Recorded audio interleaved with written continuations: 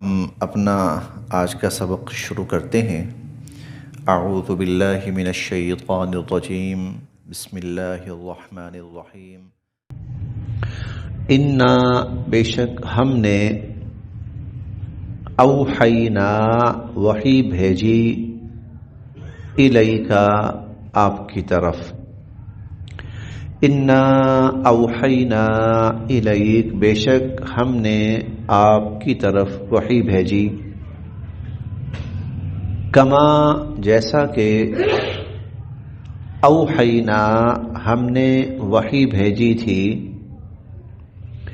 الی نوح حضرت نوح علیہ السلام کی طرف،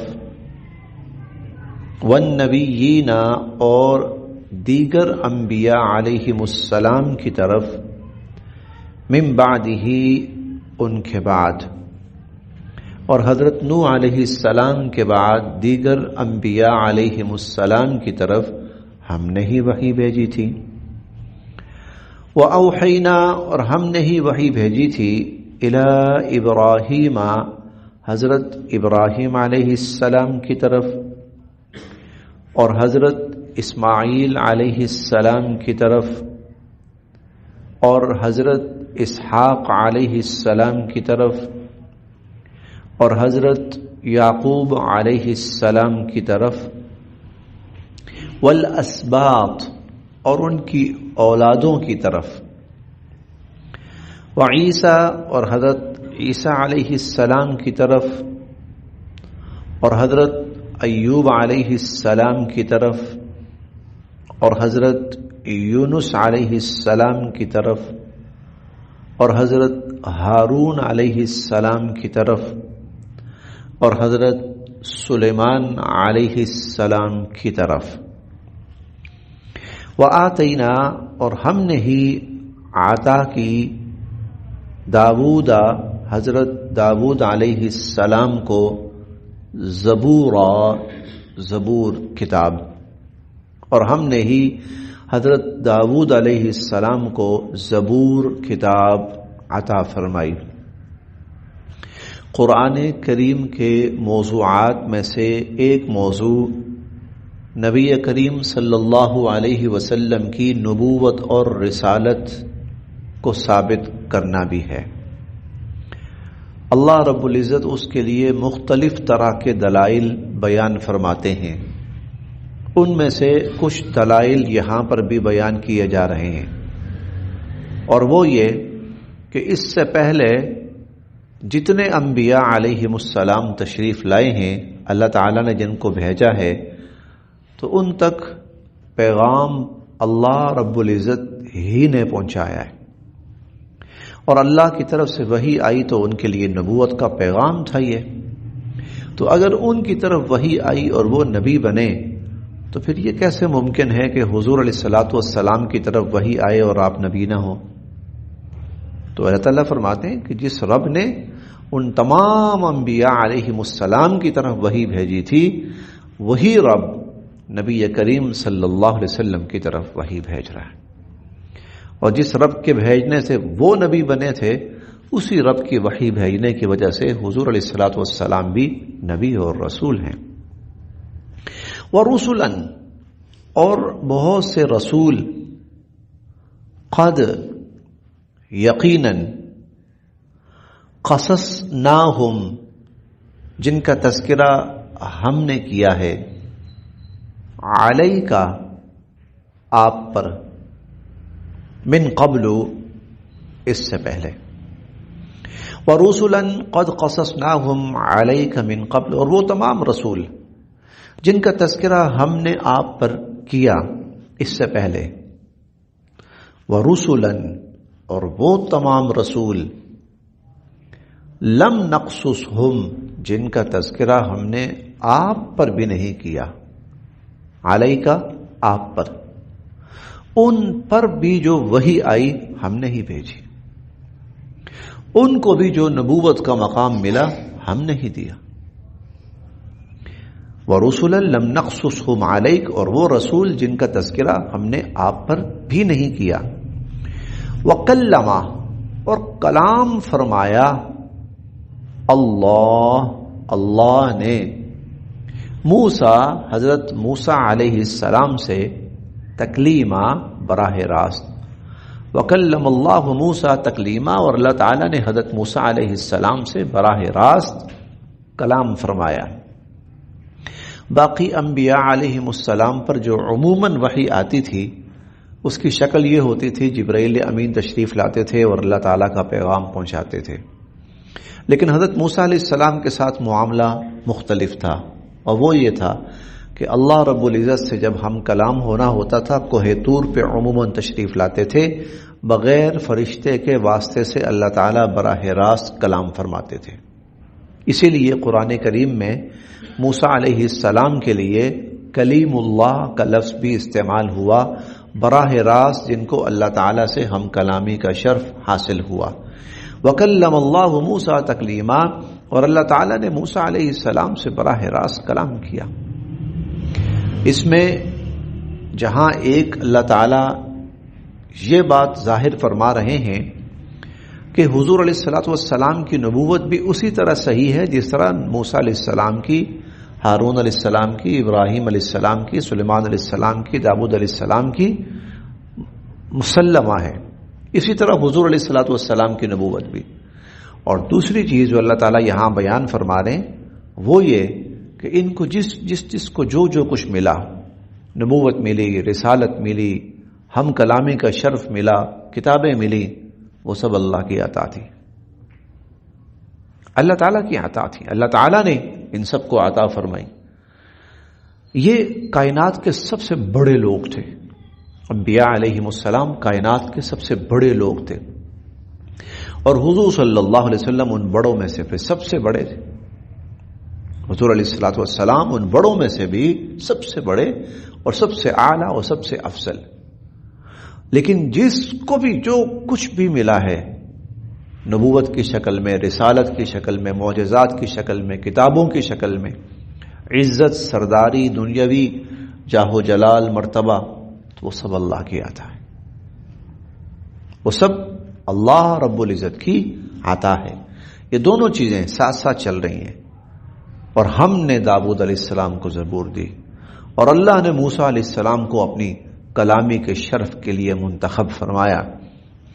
اور رسولاً، اب یہ جو رسول تھے مبشرین، یہ خوشخبری سنانے والے بھی تھے، مبشرین خوشخبری سنانے والے بھی تھے، ومنذرین اور آگاہ کرنے والے بھی تھے۔ مبشرین خوشخبری سنانے والے بھی تھے، ومنذرین اور آگاہ کرنے والے بھی تھے، خبردار کرنے والے۔ کہیں ہم ترجمہ یہ بھی پڑھیں گے ڈرانے والے، لیکن ظاہر ہے یہاں ڈرانے سے مراد انجام سے باخبر کرنا ہے۔ رسولاً، یہ جو رسول ہم نے بھیجے، مبشرین ان کو خوشخبری سنانے والا بنا کر بھیجا، ومنذرین اور آگاہ اور خبردار کرنے والا بنا کر بھیجا، لئلا تاکہ نہ، یکونا رہے، للناس لوگوں کے پاس، علی اللہ اللہ کی ذات پر، حجتن کوئی عذر، بعد الرسل ان رسولوں کے بعد، لئلا یکون للناس علی اللہ حجت بعد الرسل، تاکہ کل لوگ اللہ کے سامنے کوئی عذر پیش نہ کر سکے۔ گویا نبی کا آنا اتمام حجت ہے۔ اتمام حجت کا مطلب کیا؟ کل کو کوئی آ کر یہ نہ کہہ سکے یا اللہ ہمیں تو کوئی سیدھا راستہ دکھانے آیا ہی نہیں، ہمیں تو کوئی یہ بتانے آیا ہی نہیں کہ یہ چیز غلط ہے اور یہ ٹھیک ہے، تو اللہ نے بھیج دیے وہ نبی جو بتانے آئے کہ یہ ٹھیک ہے، یہ غلط ہے، یہ ہدایت ہے، یہ گمراہی آئی۔ اب قیامت کے دن اللہ کے سامنے کسی کے پاس عذر نہیں رہا۔ لئلا یکون للناس علی اللہ حجت بعد الرسل، تاکہ ان رسولوں کے بعد اللہ لوگوں کے پاس اللہ کے سامنے کوئی عذر نہ رہے۔ ہم انشاءاللہ اگلے پارے میں پڑھیں گے، او تقولوا لو انا انزل علينا الكتاب لكنا اهدى منه۔ پتہ ہم نے کتاب کیوں اتاری؟ کہ کل قیامت کے دن تم یہ نہ کہہ سکو یا اللہ اگر ہمارے پاس کوئی کتاب اترتی تو ہم سب سے زیادہ ہدایت والے ہوتے. فقد جاءکم، آ چکی تمہارے پاس آ چکی. اور ہم نے یہ بھی پڑھا ہے، بلکہ پڑھیں گے انشاءاللہ، کہ تم کل قیامت کے دن یہ نہ کہو یا اللہ ہمیں تو کوئی بتانے والا آیا ہی نہیں تھا. تو لو بتانے والے آ گئے. تو رسولوں کا بھیجنا، کتابوں کا نازل کرنا انسانوں پر اتمام حجت ہے. کل اللہ کے سامنے یہ عذر نہیں کر سکتے کہ یا اللہ ہمیں تو پتہ ہی نہیں تھا. رسلا مبشرین و منذرین، ان رسولوں کو اللہ تعالیٰ نے خوشخبری سنانے والا اور آگاہ کرنے والا بنا کر بھیجا. لئلا یکون للناس علی اللہ حجۃ بعد الرسل، تاکہ لوگوں کے پاس اللہ کے سامنے کوئی عذر نہ رہے ان رسولوں کے بعد. وکان اللہ، اور ہیں اللہ تعالی، عزیزا غالب، حکیمہ، حکمت والے. اور اللہ تعالی غالب ہیں، حکمت والے ہیں. لیکن اللہ، بلکہ اللہ، یشہد، گواہی دیتے ہیں، بما، جو کچھ، انزل، اللہ نے اتارا، الیکا، آپ کی طرف، جو کچھ اللہ نے اتارا آپ کی طرف. انزلہ، اللہ نے اس کو اتارا ہے، بعلمہ، اپنے علم میں سے. یہ اللہ کا علم ہے جو آپ پر اتر رہا ہے. والملائکۃ، اور فرشتے بھی، یشہدون، اس بات کی گواہی دیتے ہیں. والملائکۃ یشہدون، اور فرشتے بھی اس بات کی گواہی دیتے ہیں. وکفی باللہ، اور ویسے تو کافی ہے اللہ کی، شہیدہ، گواہی. ویسے تو اللہ گواہ ہیں، یہی کافی ہے. ہم انشاءاللہ 26ویں پارے میں پڑھیں گے، وَكَفَى بِاللَّهِ شَهِيدًا مُحَمَّدٌ رَسُولُ اللَّهِ، اللہ اس بات کی گواہی دینے کے لیے کافی ہیں کہ حضرت محمد صلی اللہ علیہ وسلم اللہ کے رسول ہیں. کافی ہیں، بس اس کے بعد کسی کی گواہی کی ضرورت نہیں. لیکن اتمام حجت کے لیے انسان گواہی دیتے ہیں، جانور گواہی دیتے ہیں، حیوانات گواہی دیتے ہیں، پوری کائنات گواہی دیتی ہے اتمام حجت کے لیے. وَكَفَى بِاللَّهِ شَهِيدًا، ویسے اللہ اس گواہی کے لیے کافی ہیں. اِنَّ، بے شک، الَّذِينَ، جن لوگوں نے، کفروا، کفر کیا، وَصَدُّوا، اور لوگوں کو روکا، عن سبیل اللہ، اللہ کی راہ سے. بے شک جن لوگوں نے کفر کیا اور لوگوں کو روکا اللہ کی راہ سے، قد، بے شک، ضلوا، وہ جا پڑے، ضلالا بعیدا، بہت دور کی گمراہی میں. وہ بہت دور کی گمراہی میں جا پڑے، بہت دور کی گمراہی کا شکار ہوئے. انا، بے شک، الذین، جن لوگوں نے، کفروا، کفر کیا، وظلموا، اور شرک کیا. قرآن کریم میں کئی جگہوں پر ظلم کا معنی شرک ہے، اور کئی جگہوں پر ظلم کا لفظ شرک کے معنی کے لیے استعمال ہوا ہے. تو ان الذین کفروا، بے شک جن لوگوں نے کفر کیا، وظلموا، اور شرک کیا، لم یکن اللہ، نہیں ہے اللہ، لیغفر لہم، ان کو بخشنے والے، ولا، اور نہ ہی، لیہدیہم، ان کو ان کی رہنمائی کرنے والے، طریقہ، کسی راستے کی، اور نہ ہی اللہ ان کو کسی سیدھے راستے کی رہنمائی کرنے والے ہیں. الا، ہاں، طریقہ جہنم، جہنم کے راستے کی، ہاں، جہنم کے راستے کی. خالدین فیہا ابدا، جس میں وہ ہمیشہ ہمیشہ رہیں گے. مطلب تھوڑا سا مطلب یہاں سمجھنا ہے. کفر کہاں لے کے جائے گا؟ جہنم میں. شرک کہاں لے کے جائے گا؟ جہنم میں. ظلم کہاں لے کے جائے گا؟ جہنم میں. جو لوگ کفر کی زندگی گزار رہے ہیں وہ تو جہنم کے راستے کی طرف جا رہے ہیں. جو شرک کی زندگی گزار رہے ہیں جہنم کے راستے کی طرف جا رہے ہیں. کفر پہ رہتے ہوئے اللہ ان کو جنت کے راستے پہ نہیں لے کے جائیں گے، اور شرک پہ رہتے ہوئے اللہ ان کو جنت کے راستے کی طرف لے کر نہیں جائیں گے. بھائی کفر و شرک پہ تو وہ جہنم کے راستے کی طرف جائیں گے، اور اگر وہ جہنم کے راستے پہ چلتے ہوئے مر گئے تو وہ ہمیشہ جہنم میں رہیں گے. وہ ہمیشہ جہنم میں رہیں گے. اس کا قطعاً یہ مطلب نہیں ہے کہ جو لوگ کفر کر رہے ہیں اور شرک کر رہے ہیں تو اللہ ان کو ہدایت کا سیدھا راستہ ان کے سامنے نہیں لائیں گے. اس کا قطعاً یہ مطلب نہیں ہے. تو پھر ہدایت کس کے لیے اگر ان کے لیے نہیں ہے؟ نہیں، بتانا یہ ہے. اس کی وجہ کیا ہے؟ آج بھی دنیا کی اکثر آبادی، انسانوں کی اکثریت آج بھی کفر پر رہتے ہوئے جنت کی امید لگائے بیٹھے ہیں، اور شرک پر رہتے ہوئے جنت کی امید لگائے بیٹھے ہیں. اللہ ان کو بتا رہے ہیں کہ اس کفر و شرک پہ رہو گے تو جنت کے راستے کی طرف نہیں، جہنم کے راستے کی طرف جاؤ گے. حضور علیہ الصلوۃ والسلام کے زمانے میں جب آپ تشریف لائے، دو بڑے مذاہب، یہود نصارہ، یہ دونوں اہل کتاب تھے. ان کے ہاں جنت جہنم کا تصور تھا.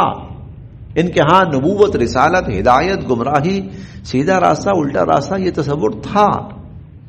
لیکن مسئلہ یہ تھا کہ وہ کفر پہ رہتے ہوئے اور شرک پہ رہتے ہوئے امیدیں لگائے بیٹھے تھے جنت کی. اللہ تعالیٰ ان کو فرما رہے ہیں نہیں نہیں، اس کفر پہ رہتے ہوئے اور اس شرک پہ رہتے ہوئے تمہارے لیے اللہ کی طرف سے جہنم کا راستہ ہے. تم یہاں سے جہنم میں جاؤ گے اس راستے پر چلتے ہوئے. ان الذین کفروا، بے شک جن لوگوں نے کفر کیا، وظلموا، اور ظلم کیا یعنی شرک کیا، لم یکن اللہ لیغفر لہم، اگر وہ اسی پر دنیا سے چلے گئے تو اللہ ان کی مغفرت نہیں فرمائیں گے. اور ایک مطلب اور بھی ہے، اور وہ یہ کہ جو اور گناہ ہوتے ہیں نا وہ اللہ اپنی طرف سے خود ہی معاف کرتے رہتے ہیں. بہت سے لوگوں کے گناہ اللہ خود ہی معاف کرتے رہتے ہیں کسی بھی عمل کی بنا پر. لیکن جو کفر پر ہے اور شرک پر ہے اللہ اس کے گناہ ویسے معاف نہیں کریں گے جب تک وہ کفر اور شرک کو چھوڑے گا نہیں. جب تک وہ کفر اور شرک کو نہیں چھوڑے گا. بندے سے ایمان کے اندر رہتے ہوئے بڑے سے بڑا گناہ ہو جائے، اس کی بخشش کی 1000 صورتیں ہوتی ہیں، کئی دفعہ بخش دیا جاتا ہے. ہم پڑھتے ہیں قرآن کریم میں، احادیث مبارکہ میں، بڑے بڑے گناہ گار لوگ تھے لیکن ایمان کی حالت میں وہ دنیا سے گئے، کسی نہ کسی عمل پر ان کی بخشش ہو گئی، مغفرت ہو گئی. کئی دفعہ ایسا ہوا کہ دنیا میں ان کی بخشش اور مغفرت ہو گئی کسی نہ کسی عمل کے اوپر.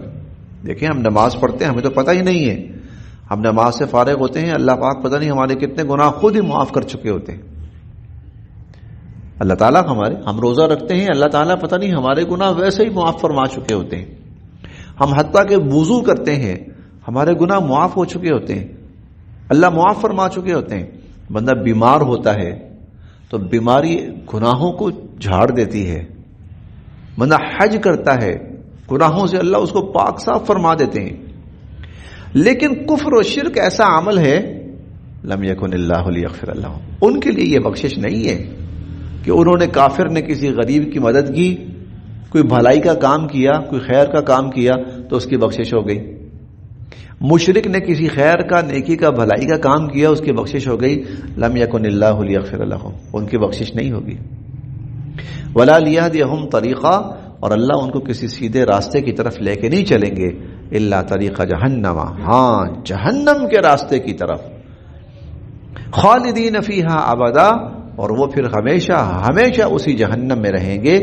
وکان ذالک، اور ہے ایسا کرنا، علی اللہ، اللہ کی ذات پر، یسیرا، بہت آسان. وکان ذالک علی اللہ یسیرا،